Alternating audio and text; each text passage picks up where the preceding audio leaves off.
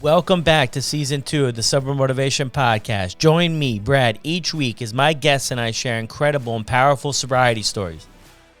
We are here to show sobriety is possible, one story at a time. Let's go! Jeff Simone started using substances in his early teenage years. And once he found prescription pain medications, his life started the unraveling process. And Jeff was in love. Jeff would begin his career as a pharmacist, and you could say this was the perfect job for someone addicted to prescription pills. Jeff's addiction took him on a journey he wouldn't wish upon his worst enemy. Jeff would have to make some choices about the direction of his life. Jeff is an inspiration to so many, and this is Jeff Simone's story on the Sober Motivation Podcast. Before we jump into this week's episode, I had a thought I want to share with you. A lot of people ask how to get sober. There's a lot of different things you can do, but I think the better question to ask yourself is, what are you willing to do to get and stay sober? What are you actually willing to do consistently for yourself? Are you willing to show up to the meetings? Are you willing to go to rehab? Are you willing to go to detox? Are you willing to get a therapist? Are you willing to join online support groups? What are you willing to do? Because we can always list off a whole bunch of things that a whole bunch of people have done that are able to stay sober.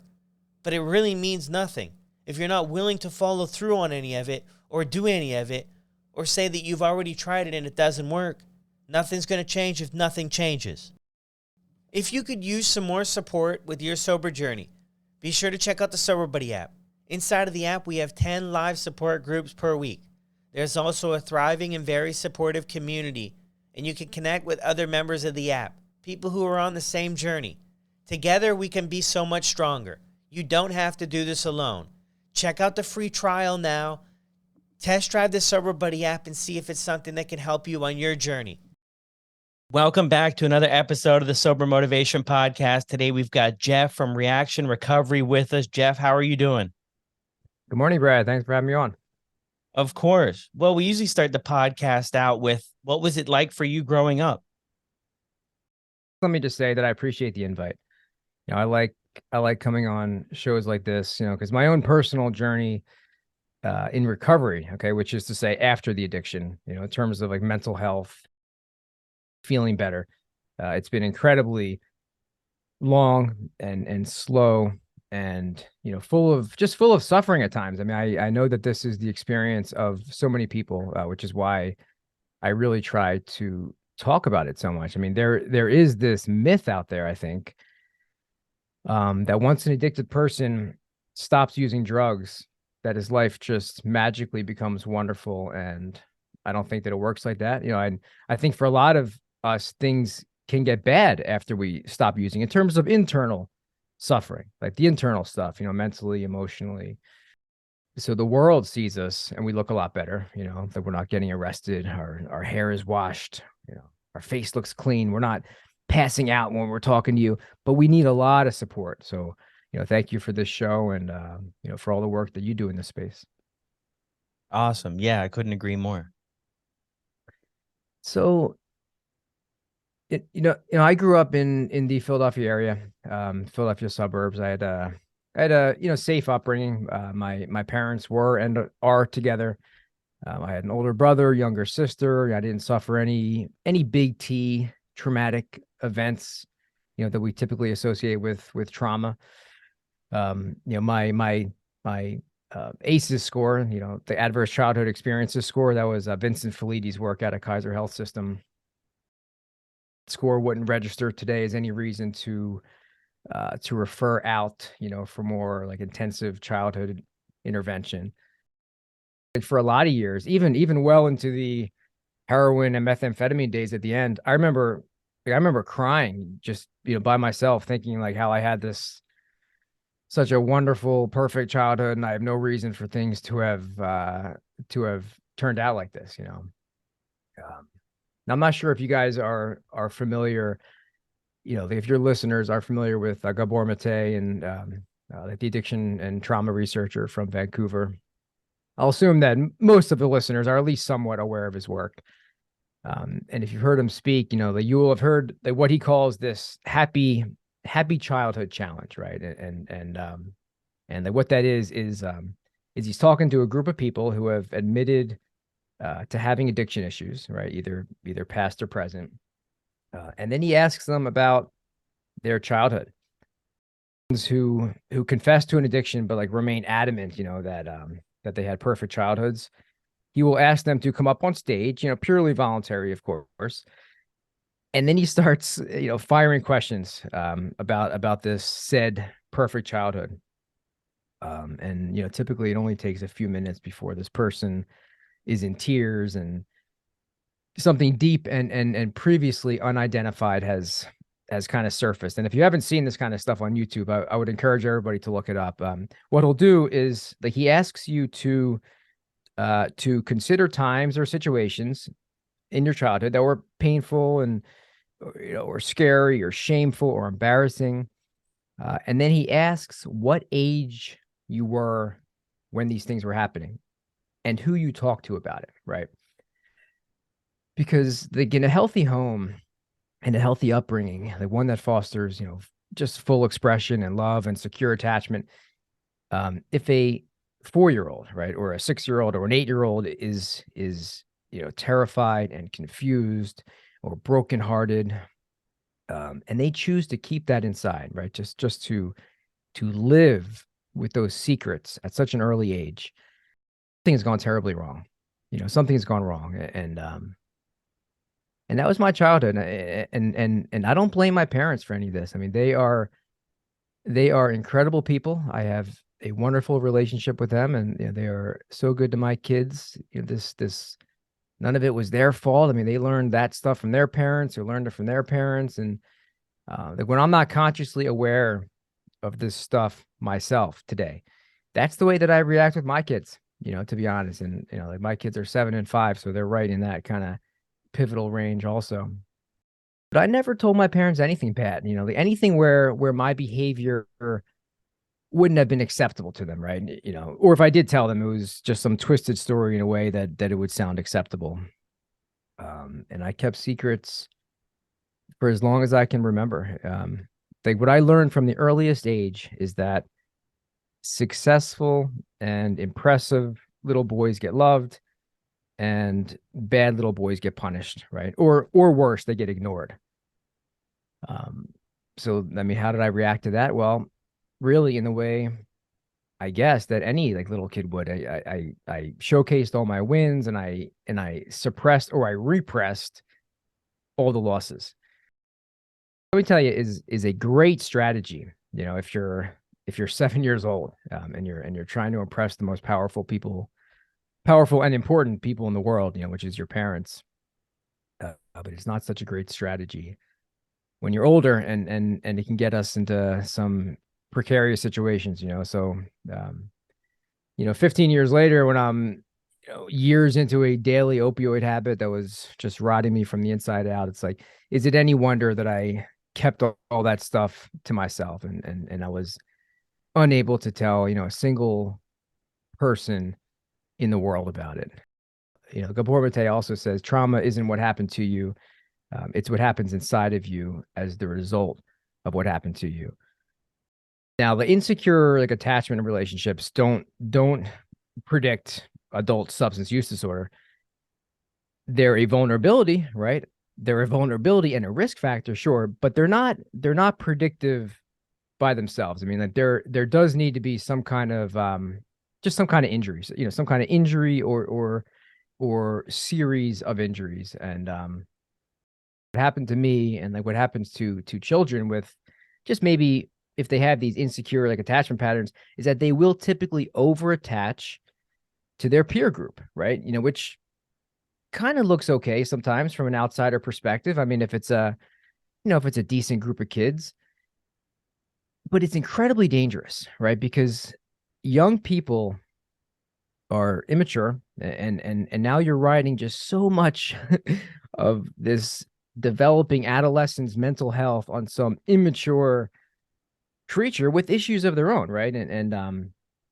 So I had some like abandonment, stuff happen, maybe like around the age of like 19 or 20 or so, and so painful. And and so confusing.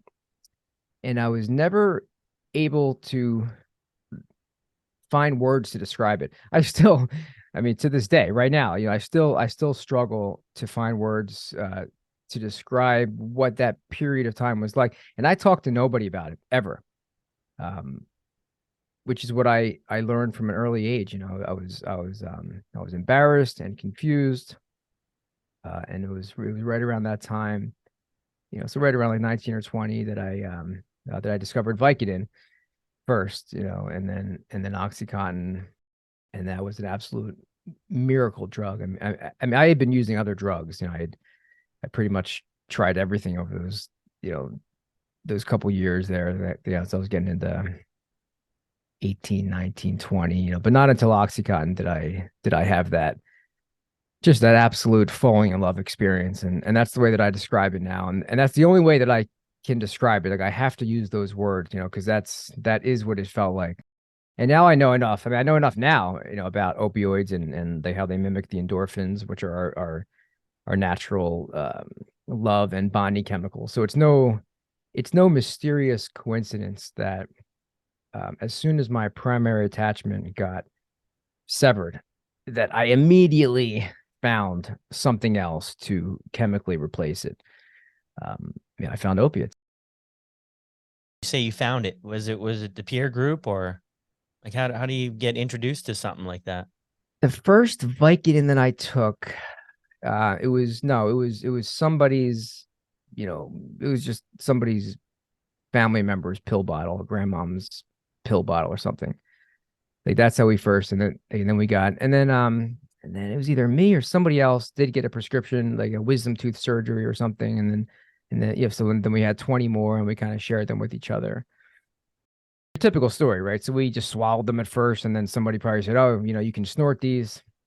All right, so then we're crushing them up, snorting them, and then somebody says, you realize that's like 98% Tylenol, right? That you're snorting up your nose, and like, no, and I didn't realize that. They're like, yeah, look, there's these new pills. Like, they're more expensive, but it's because you're basically getting like 16 Percocets in one, right? So it's, OxyContin, it's 80 milligram. It's going to be $50 for the pill, which sounded absurd at the time. And I guess it is absurd to pay that much for a pill. But it's going to last a long time. I used to be the guy that kind of regulated all that stuff for my friends. I was the one that was the most controlled out of everybody. So like I would hold on to our supply, and if we said, like I'm only going to do a quarter of this pill today, I was the one who was kind of like responsible for, all right, here's our 20 milligram, quarter. We're going to break that up into 10 milligrams now, 10 milligrams, couple Wow. hours later. Wow. Yeah. That's yeah, it's wild when you hear when it starts. Yeah, I mean that story is all too common, and I can relate to that 110%. That's exactly the same route I took, and having conversation with people over the years, that's the story that so many people share. What I'm curious though is, did you have any awareness going into this, what this was going to look like? Withdrawals, addiction, dependence? No, no, none. Even well into my pharmacy career, all right, as I believed myself to know more about these drugs than anybody, still, like I didn't do any kind of, personal research, any kind of like investigation into recovery. I mean, of course I figured out about withdrawal, right? That, you don't have to you don't have to go out of your way. If you become strung out on this stuff and you stop using it, you're going to be unbelievably sick. And I can remember the first day, actually, I can picture myself experiencing opiate withdrawal for the first time. And I didn't know exactly that that's what it was, but I remember this just horrible feeling. And then realizing that, oh my God, like I need to take this stuff every day just to function, because I was in school. I mean, I was studying. These classes were incredibly difficult. It's like you can't just be sick and like expect to, kind of compete with the caliber of people that were there, like in these rooms. And I do remember thinking that, like, oh fuck, I'm in big time trouble right now. But no, back then, God, in like my early 20s, I mean, like this stuff was perfect. Like I was able to like dissociate from the pain. I could wake up on time. I could go to my classes. I could perform well in school. You know, I graduated. I went to pharmacy school. I graduated towards the top of my class. I moved out to Southern California. I was managing some of the largest pharmacies out there for about 6 years. Um, I mean, like a lot of us, and that's a story that I hear, like maybe not those exact specifics, but just that story of, you can really do that for a period of time. It's a little different now, of course, with this was before the fentanyl years, fentanyl completely changed the game. I got out right as fentanyl was, sweeping into the country, in that 2015, 2016 range. But I didn't draw a sober breath in my 20s. So from age 20 to 29, there was not a 24-hour period where I was off opiates, not one. I had Suboxone on me. I didn't have a prescription for it, but I always had it. So times where I happened to run out of something, or maybe like before pharmacy, the person I was getting it from, maybe he wasn't able to get it. I would always have that to kind of lean on for a couple of days, and then I would go back, and it went like that for a while. But no, there was not a 24-hour period where I was off completely. 2013. Okay, so this is like almost exactly 10 years ago. So daily, I'm kind of jumping around just a bit here, but I was like, my habit was over 1,000 milligrams of oxycodone. I was taking Xanax, Soma, Adderall, like all day long. I was in the pharmacy, so my habit was able to get, I had a different type of access than most people have. And then May of that year, a moment of clarity or a moment of stupidity. I'm still not sure how to categorize that, but I was called into the office at work, which I had been several times before, and I was questioned about some of the inventory numbers, and I was the manager over there, so I was kind of like initially I was sort of trying to help them solve the problem. It was one of those things. For whatever reason, I confessed to what I was doing. Fraction, actually, just a kind of like a percentage of what I was doing, but it was still a confession. And I was so delusional back then. Like I really thought that I was so valuable to the to this company that that they would just be kind of pulling some strings to get me some help and be, supportive of the recovery process and saying, "Oh, Jeff, you're not a bad person, you're just a sick person right now. We got to get you better." And like that's not at all what happened, right? They told me to kind of sit tight in the office, like while they figure out what to do.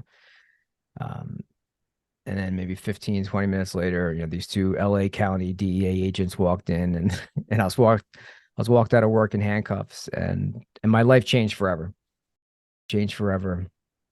I was court ordered to do 90 days residential treatment, which was horrible. I mean, I basically cold turkeyed the stuff. They wanted me to get onto some, some kind of like transition medications, like long acting opiates. I didn't want to do that. So it was really hard. It was like an incredibly rough detox. But I did that. I was doing better for about 5 months total. I was plugged into a 12-step group. I was, I worked the steps. I was working the steps. I was actually sponsoring guys at the time. I read what felt like every piece of 12-step literature that was ever written. And I was really feeling like I was doing better. And then at 5.5 months, I was allowed back into a pharmacy. Okay. So everything that I was writing to these guys and the letters I was getting. So I somehow got a really good position, despite the fact that I had to like disclose what was going on with me. So I got a position at the high-end fertility specialty pharmacy in Beverly Hills, and I relapsed on the first day. It was actually during the orientation. I mean, I hadn't planned to. I thought I was on firm spiritual ground. I guess I wasn't. I was face to face with a bottle of Vicodin. Okay, back then Vicodin and the hydrocodone products were Schedule 3 narcotics. The meaning that that you could just keep them on the shelf with the regular inventory. You didn't have to lock them in the narcotic safe. I got that job. I was there for a little bit. After a couple weeks, I was back at nearly my old levels. I mean, it's incredible how quickly the tolerance comes back. It's kind of seems a little bit unfair, but And I wasn't telling anybody, like not that I wanted to keep it a secret from like recovery friends because I like these guys, and I kind of like embraced the whole honesty and transparency thing, and I was the authenticity. I was trying to do that. I mean, at least better than I had been the previous bunch of years. But I was still on probation. Like I needed to get letters of good standing, from my outpatient treatment center, and the guy that was running that place, he was like friends with my sponsor, right? So like everything was enmeshed. Everything was like, so I just always felt like if I confessed this to anybody that I would end up back in jail. So I didn't. I ended up faking drug tests for about 9 months or so. I was on probation with the criminal and like the administrative courts. I had this really long like administrative hearing. It was like 3 hours long where it was like a movie, like I'm sitting up there in the stand and they're just asking me everything about everything. It was brutal. I had to deal with those guys, faking drug tests finally caught up with me. I used to carry urine around all the time. I've heard a lot of people that I used to think that I was the only person that did stuff like that, but I've since heard that story a lot. I would have to check this website, okay, like every day, and I would have to test maybe 3 times a week. Like you didn't know what days it was going to be, so you had to just check this website thing. They would tell me like when I had to go, so I would have to basically leave like wherever I was at, drive home quickly, get the urine, heat it up to a. They say that the alcoholic life seems the only normal one. Okay, this was my normal life, right, for a while. Like I had heated up to a certain temperature. Knew that after a 5-minute drive to the lab, that it would slip back down into like the right temperature range. And I used to do that for a while. And this one day they had me waiting there, I guess for too long. There was something going on like in the back. So like I sat there for like 20 minutes. And then like when I was in that room and I gave him a test, it was a cold urine, which means that it was below the normal urine temperature. So I failed that test. And then I needed to turn in my California license.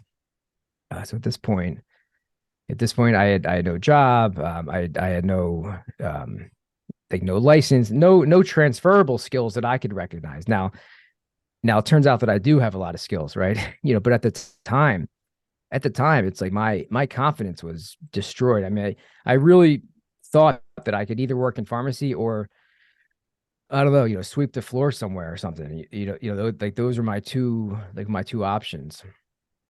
My wife had just gotten pregnant with my son, and I couldn't handle it. That just that tidal wave of all of that, it just completely overwhelmed my ability to cope with life. Yeah, there's a guy that I knew from rehab that I had met who he sold heroin and meth, and I like hooked up with this guy. And Brad, I mean, that kicked off the darkest, scariest year of my life. That was 2015. Wow. Or I Wow. guess that was maybe 2014. Yeah. 2014. I'm wondering too, before we skip forward here into this part, I'm wondering what it's like to have this whole thing. You're arrested at work. You're losing your license. Like, what did that do to you mental health wise, internally? How did that feel?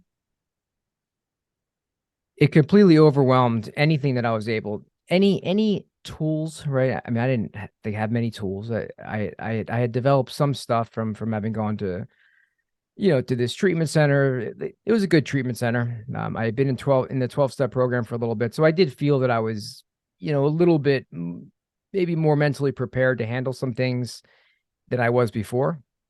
But not this. It was just too much all at once. The pregnancy, um, the losing like my ability to make money, okay, and then my identity, which was like me as a high performing pharmacist. It was sort of all those things, mixed with the fact that I still craved drugs like intensively, right? So it's like all of that stuff. I was struggling to get a couple days separated from this stuff. It's like, I mean, looking back, it's clearly I didn't have a chance, just because I was still so connected to my drug dealer. He was so accessible. Like I had my phone, like I wasn't locked away anywhere. I had a wallet with some money in it. I had car keys. I had a phone, phone, and all of this stuff was happening. It was like the likelihood that I'm just gonna spontaneously snap myself out of that is zero. Yeah. Um, So your yeah, wife is pregnant, and this is your first time you're introduced to heroin at this time, to 2014. 2014 was the first time that I did heroin. Yeah, Come about. this guy, this is what he sold, and like the heroin on the West Coast is tar, which I don't. I mean, I didn't know that. Yeah, I was just expecting powder. I mean, I was expecting to snort it, like I had snorted everything else for the last 10 years. Um, and then this guy breaks out this like 1 gram chunk of, that would look like, it fell out of like a car exhaust pipe or something. And I sat in his car and he taught me how to smoke it, and he showed me what to do with with the meth, which I kind of looked at as just this is just a souped up version of Adderall. I've been doing I was doing Adderall every day for years, so this is just a step up from that, and um, that's not correct either. Meth, in my opinion, is the scariest drug ever invented. I mean, that had to be moving in and out of acute psychotic episodes. I mean, full blown, auditory and visual hallucinations. Some of these episodes I still think about today. I mean, they were so intense and traumatic. Just basically like it was like a full blown nightmare, but I was awake throughout the entire thing. Um, Once in a while, like I'll hear somebody in recovery and they'll say like, uh, I don't know what all this talk is. Like everybody's talking about trauma now. I don't have any trauma. I've never experienced anything. And it's like, well, I seriously doubt that, first of all. All right. Even if that were the case. Okay. So everything was perfect for you before you started using drugs. If that was true, the addiction itself was traumatic, right? Like drug addiction is by definition traumatic. So, like, no matter what else happened in your childhood, you will need to work through some of that stuff. Yeah, just kind of like an aside. So, anyway, so my wife was terrified. All right, like her and I decided to move back east. They wasn't doing heroin and meth anymore, at this point, because I just sort of flew in here. Like my son was born in 2015, and it still took me about 6 more months, I would say, to find the desire to change. I talk about these windows of opportunity, right? These little windows that open, that come from somewhere. Maybe it's God's grace. Maybe it's just that your frequency matches that of the universe in this one beautiful moment. I don't know what it is. Whatever it was, I had one of these moments. Just that seemingly undeserved gift of willingness where I wanted to get better. Point I was back in the pharmacy on the East Coast, kind of, like living the same way that I lived before. I had this realization that if I stayed in pharmacy, that I was going to die. That's the fact that I was now kind of completely rejecting that whole like, ideology. Just the pill for every ill. I was starting to think like I'm actually hurting more people that I'm helping every day by the stuff that I'm giving them, and like the whole thing kind of became like repulsive to me at the same time. Maybe that was just my higher self trying to separate myself from this world, right? So those were the thoughts that were kind of penetrating through my mind. I still sort of think of it the same way. I mean, this is kind of an aside, and this is just my personal story. Okay, I mean, certainly there's a place for all this stuff, but me personally, I mean, I have filled one prescription in the last 6 years, and that was an antibiotic after a surgery. Like I was in a car accident in 2020. Um, so I had to leave that world completely. I had to completely disconnect myself from all that stuff, because I tried to do the one foot in, 1 foot out. And I did that for years and years and years. And I was just, and I was dying. So it's, now it's 2016. I mean, I detox all winter long in the back of a 12-step room. I sold furniture for a little bit. I worked for my uncle's pest control company. So if you had a rat or a German cockroach infestation in 2016 and you lived in Philadelphia County, I might have been to your place. You might have Yeah. you might have come across me at some point. Jeff would have fixed that up real quick for you. Pretty good at that too. Yeah, I Yeah, believe it. Pay close attention to detail, right? that's right. And figure them out. Now I'm wondering too what that day looked like for you. Was there one specific day that you can recall, like what went on that day where you had that sort of aha moment and things finally made sense? Like, was there an event or what brought this on? I mean, I can tell you what was different this time, and I've thought about that question, quite a bit, and I've always kind of, come back to these three very specific things. But I want to make sure that I'm not accidentally giving off the impression that, that it was this white light experience, and kind of God spoke to me and told me to stop using drugs, and it was not that. Okay, I mean, to be perfectly honest, I ended up leaving, the pharmacy. I pulled myself out this time. Okay, I wasn't forcibly but I took like months worth of stuff with me. Okay, just all my regular, like my amphetamines, opiates, benzos, muscle relaxers, my whole deal, my whole little cocktail. I took that stuff every day for months, and then I slowly started running out of each one. Right. So like my sobriety date, and again, like we had just kind of moved back into this area. So I didn't have any dealers. I didn't know about Kensington. I didn't know the way you could just drive up to different places. I mean, I know all about the whole game now, right? But at that time, I was very disconnected from anything other than the pharmaceuticals. And I just started running out of things one at a time. And it was hard, right? So it was like this months long detox of like, okay, now the amphetamines are gone. And then, oh shit, now the muscle relaxers are gone. Uh, and then the benzos were last. And yeah, so my sobriety date is the last date that I was able to find drugs in my house. That is my date, right? So it's for no more noble reason than that. I mean, for that whole first week, because I used to hide stuff everywhere. I used to like intentionally get high and then like hide drugs, knowing that I was gonna like that I would forget where I put it, and maybe later I would, surprise myself. So for that whole first week, I'd be just crawling through, sweatpant pockets and little secret zippers and jackets and all kinds of everywhere that I could have potentially put stuff. And I think, yeah, I probably found stuff, a couple of the days, but yeah, like my sobriety date just happens to be the last date that I was able to find anything in my house. Yeah. Okay, gotcha. Hearing this list of stuff though, Jeff, I can't help but wonder how in the heck did you make it out of this in one piece? Like benzos, meth, Adderall, muscle relaxers, Soma, pill like Oxycontin, Vicodin. You ever wonder that?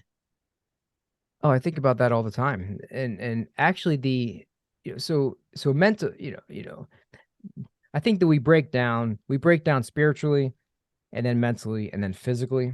And then I think that we recover in the reverse direction. So we recover physically and then mentally and then spiritually. I think that there are a number of people, right, who don't get to that willingness place until they start breaking down physically. And it's, I mean, it's sad sometimes.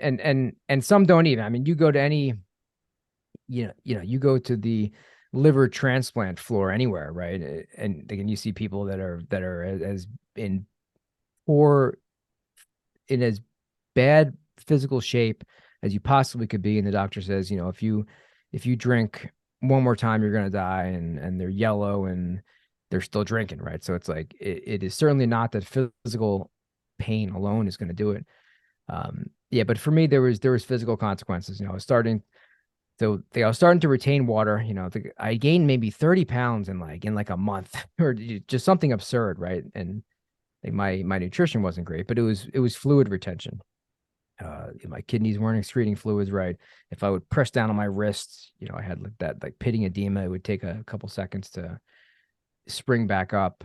Um, it would take like a minute to start peeing and like a minute to stop, right? Just everything was like physically things were starting to fall apart for the first time. Whereas before I was always able to hold it together in terms of like physically, I was going to the gym. I used to snort 80 milligrams of Oxycontin and then go to the gym and like max bench press. I mean, that was my life, for a long time. But yeah, I wasn't able to do that anymore. Yeah. Gotcha. So what changed when you got sober? How were you able to keep it going this time? And how are you able to keep it going? You know, Everything felt different this time. I mean, I could talk for days just about like the difference this time compared to all those, attempts previous. But I can boil it down to, three things because I've been asked this question before. One, I wasn't in a rush. Okay. For the first time in all the previous recovery attempts, like I wasn't trying to get better faster, or make up for lost time. I accepted that I was going to stay sober even if I didn't start to feel better, right? Which might sound a little bit weird, to people, but I believed to my core that I was now a sober person and my physical body was going to probably heal quickly. At least that's what I thought, and I was right. And I believed that I was going to live 60 more years, right? So these first 1 to 2 years here, in terms of mental health, were just a sacrifice. And I held in my mind this symbol of desert time. And anybody who's heard me talk has heard me talk about desert time. And desert time is the time after you've been freed from slavery, right? But before you've reached the promised land. And I believe that we all need to do our 40 years in the desert. It's a lot of wandering and bumping into things and confusion and depression and uncertainty. And um, that's the desert time. I read a ton of books, about like the value of suffering and the value of sacrifice. And I just held that concept. That was the dominant thought that sort of was flowing through my brain over that. I mean, at least the first year, a little bit longer. I mean, I read Man's Search for Meaning, and the Count of Monte Cristo, and Modern Man in Search of a Soul, and Power versus Force, and like all these books that kind of helped like reorganize my thought life around, just around like the reality of what was happening. And the reality was that I had done a lot of harm to my brain, and that was going to take a long time to heal. Um, so yeah, first thing is that I wasn't in a rush. Second thing is that I stopped taking things personally.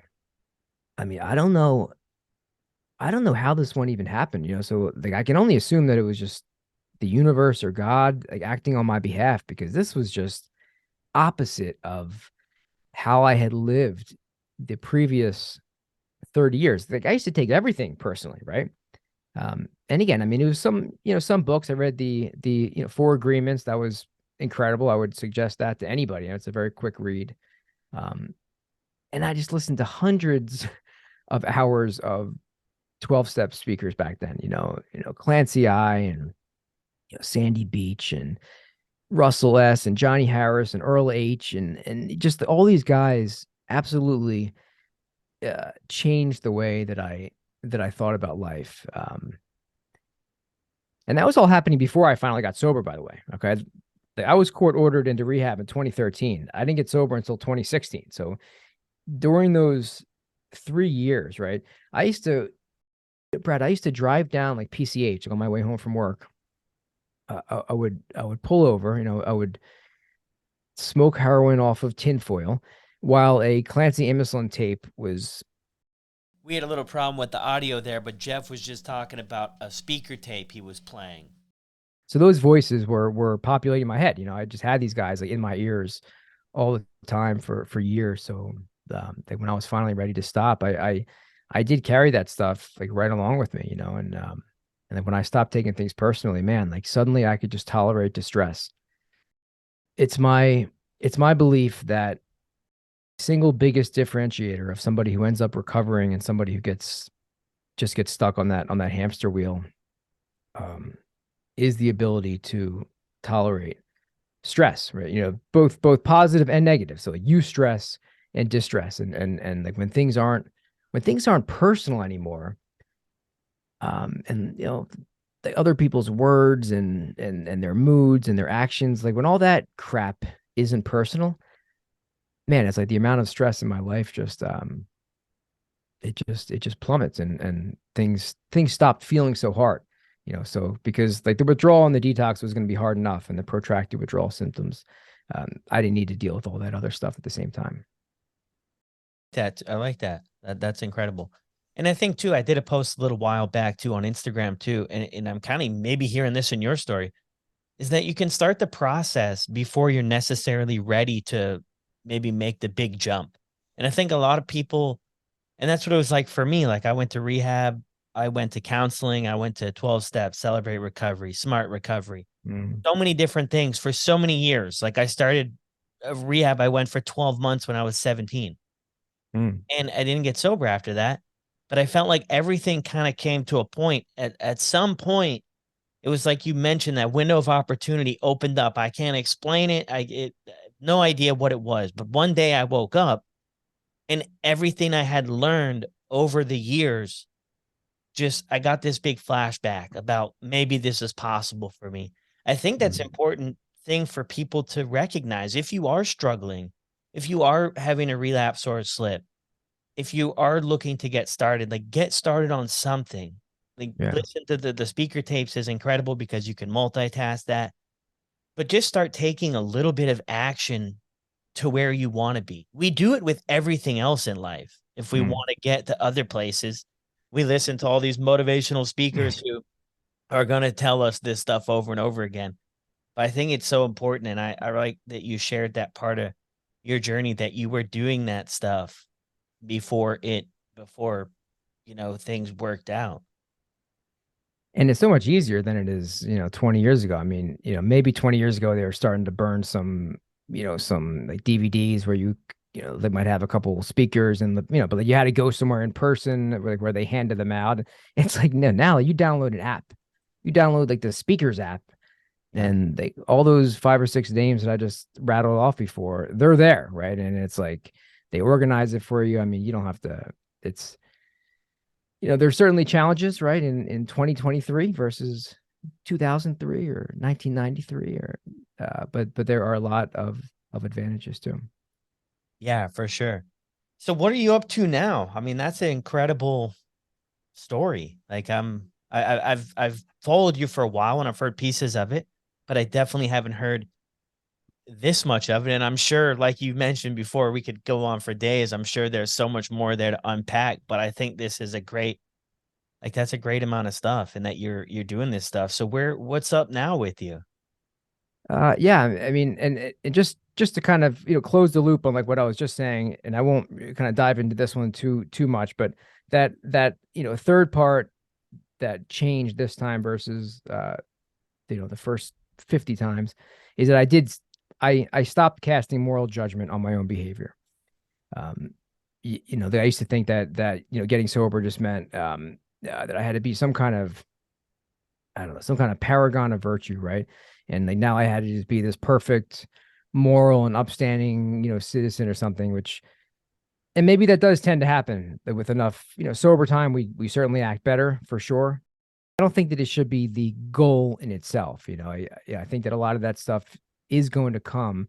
But in the beginning, I mean, if you're staying abstinent from that primary drug of choice, and if you are recovering to good purpose, you're doing well. You're doing well. And if you act out sometimes, or if you explode on your spouse, or if you yell at this person, or if you behave in a way that makes you feel bad, you can tell people about it. Maybe you can share with somebody close to you, but there's no reason for any of that stuff to kind of weigh too much on you, because a lot of it is just automatic. Like a lot of that is coming from parts of our brain that we're not consciously controlling. So it's like, how can you? I mean, that would be like when my dog just does something. That would be like me being angry at him for a month, right? For just some random automatic behavior that he did. And it's kind of like that with us too. So just kind of really, really giving myself a break for the first time. Yeah, that's so important. Work in the recovery space. I've been in the recovery space for a while.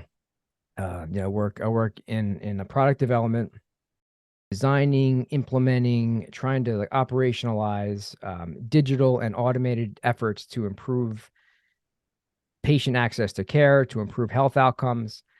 I also work one-on-one with folks with a reaction recovery, and that's reaction recovery is something that started off as a passion project, a couple years ago, and that has sort of slowly become the more dominant role in my life to where it is now. I think that we're doing some incredible work. I mean, I've tried to build something. I've tried to build exactly what I feel like I needed back then, right? And like not necessarily 2016, but just all throughout that middle time as I was struggling to get this. Yeah. For those of you that don't know or that don't, some of you guys might know me from social media. I guess I'm most active on Instagram. I always would like to be more active on some other platforms, but they take a lot of time, and my wife and my kids get the majority of my attention these days. So I try not to spread myself too thin. But I'm there, and I have, hundreds of posts. A lot of them have these long captions. So, if you want to basically know like my thoughts about anything, there's like a 400-page book on that page if you ever, cared to read through any of that. So reaction recovery it's an intensive one-to-one service where I'm meeting with folks, virtually every week. I'm communicating with them every day, and we are designing daily, weekly, and monthly goals based around some basic pillars of long-term sustainable recovery and a thriving lifestyle. Okay, so that's there's 7 basic pillars. So it's community and connection, morning and evening routines, nutritional and dietary intervention, fitness and mindful movement. 5 is career and finance planning, strengthening primary relationships, and then finding purpose and direction. And it's been my experience that if we're missing the mark on any one of those, that it will reflect on our day-to-day well-being and just lead to distress. And like I said before, it's my belief that distress tolerance, so the ability to tolerate being uncomfortable, that's the number one distinguishing factor between people who seem to get better and those who don't. And it's intense, man. I mean, we fill in weekly goals into an app. Like I have this app that I use, and then we're talking every single day, right? Like as much as you want. I mean, like I say, it's in the trenches of everyday life. So it's not just kind of this fluffy, you should behave like this kind of thing. I mean, we get in there, right, to make sure that these goals get accomplished. We have a curriculum, all right. So like there are worksheets and therapeutic activities like you might expect with like an outpatient program, but it's a lot different than that. Like somebody recently wrote in a review, and I like this. Maybe I should make this as one of my little taglines. They said it felt like oh God, what did they say? It felt like an outpatient program on steroids. I was like, oh, thank you for that. Maybe I'll use that. Yeah. No, that's incredible. Because since this is coaching, right, and it's not therapy, I get to be all up in your business. I mean, and I tell people this right up, so I do these free 30-minute consultations where I'm just talking to people nonstop, and I love it. And there's no obligation. I mean, you can just schedule a thing just to talk for 30 minutes about something that's going on. I encourage people to do that. And I'll tell folks, if you don't want me all up in your life, stay away from my program.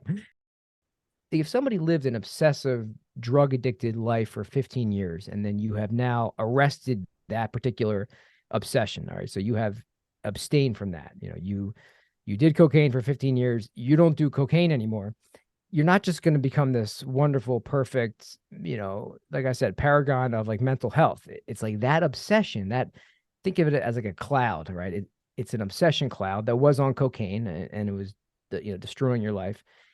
It's going to go somewhere else, right? And it's like, we need to make sure that it goes somewhere in a healthy fashion, because you can become obsessive about your kids and your work and, different things that are, it's a lot better than maybe swinging right into gambling, or straight into a sex addiction, or straight into just even like video games. I mean, some people can really, like, if you spend all night long doing a certain thing, like, that can stop you from these long-term goals that you're trying to accomplish, right? So it's like this, it is this balance between, we want to stay abstinent and recover from our primary addiction. I mean, that is first and foremost. So like, we're not going to be hard on ourselves about it, but at the same time, tracking and keeping an honest inventory of what we're doing on a day-to-day basis.